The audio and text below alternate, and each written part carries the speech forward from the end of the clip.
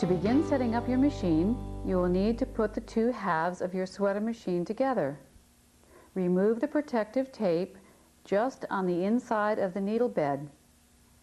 Then snap the two bed sections together. It will be a snug fit. Turn the beds over.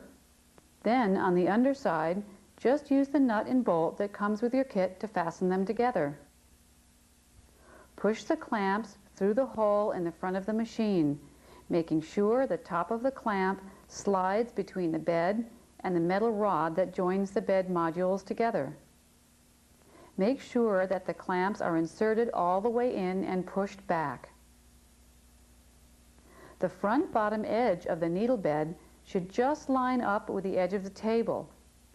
Do the same with the other side and tighten the wing nuts under the clamps. Be sure not to tighten so much as to tip the bed forward. This would move the needles by mistake and make it difficult for you to knit properly.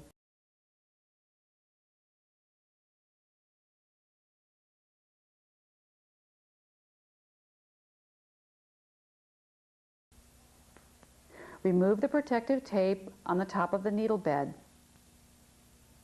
Remove one of the number strips and attach it to the needle bed just in front of the green retainer bars, starting with the unshaded section of the strip. Now attach the second strip, but be sure the section that's in the center starts with the shaded section. The number strips are very adhesive, so be sure they don't stick on the wrong place. There are 4 needle positions. Holding position, the yarn is held over the needles when you knit a row. Forward working position, used for casting on and some fancy stitches. Working position, normal knitting position. And non-working position, the needles do not work when they're here. Using the green cards, push the needles you want to use in the holding position. There should be an equal number of needles on each side of the center.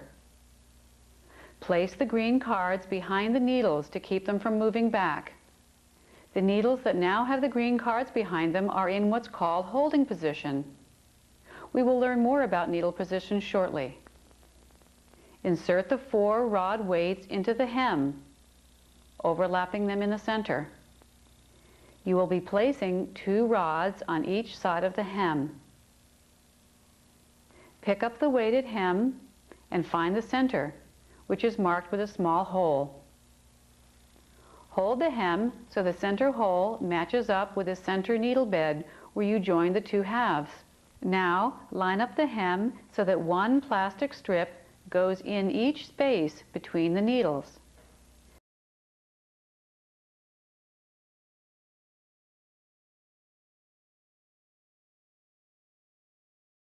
Check to be sure there's only 1 hem strip between each needle.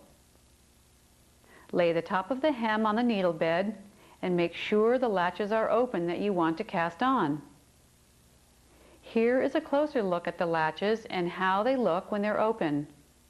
You don't have to open them individually. The transfer tool makes it easy to open them.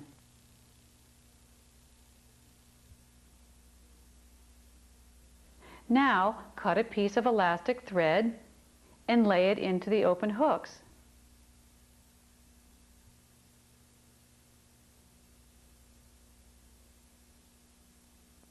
Attach a small clip to each end of the elastic thread to hold it in place.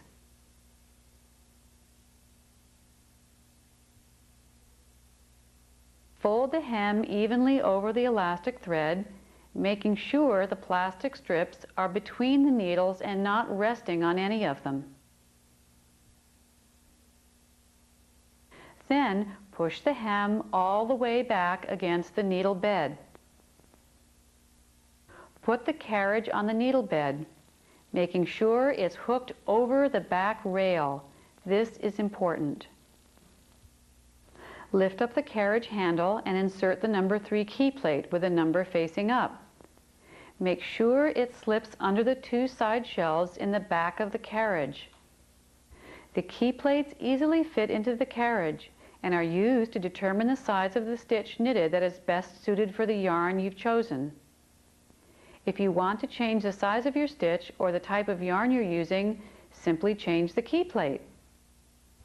Remember, for some of you, this is going to come very easily, but for many others of you, it will take a little bit more time of trial and error and practicing.